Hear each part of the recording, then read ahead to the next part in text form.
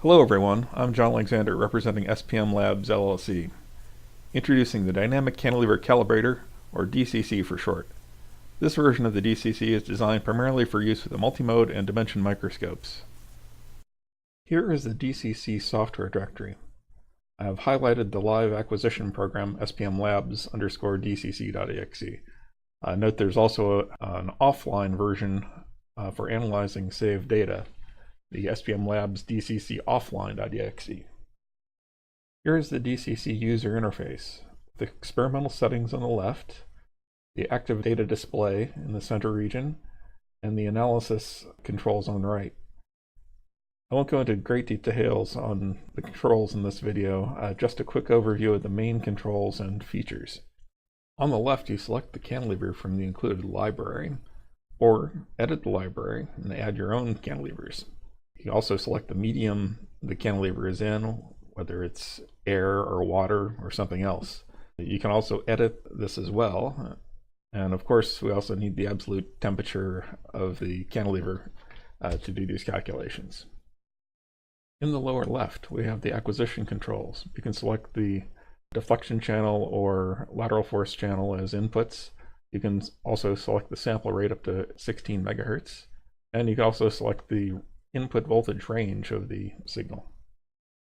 In the center, we have the average power spectral plot. In the upper right, we have a tiny plot of the raw time domain data. At the top, we also have controls to start and stop the averaging and the legend for the spectral plot.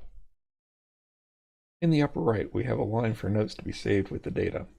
Below this is the analysis section where, from the Lorentzian fit to the spectral data, we find the resonance frequency and Q factor of the cantilever.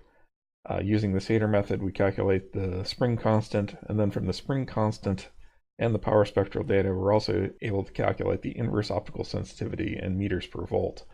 Below this, we also give you the noise floor in meters per square root hertz. In the bottom right, we have the export menu. You can select to save your data in our binary format, or as an Excel file, or CSV, or others. Let's switch to the live software. Here we're going to reset the number of averages to 500. This will take about 1 minute at 8 megahertz sampling rate. You can see we can already see the second and first eigenmodes. Let's zoom in on the first.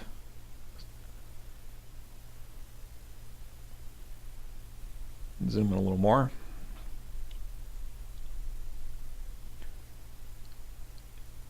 You can see it's smoothing out already.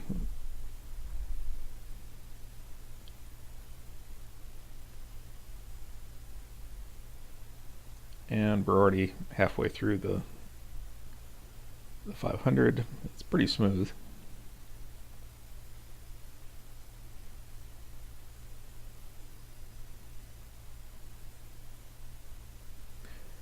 Yeah, this is an FESP probe, and the medium is air.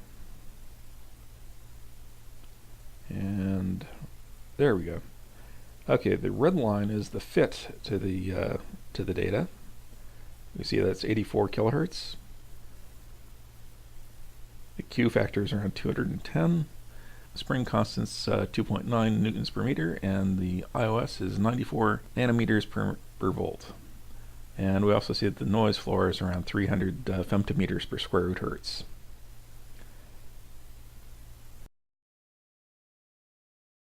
Besides calibrating the spring constant, the DCC is useful for other applications, including finding the cantilever resonance in water.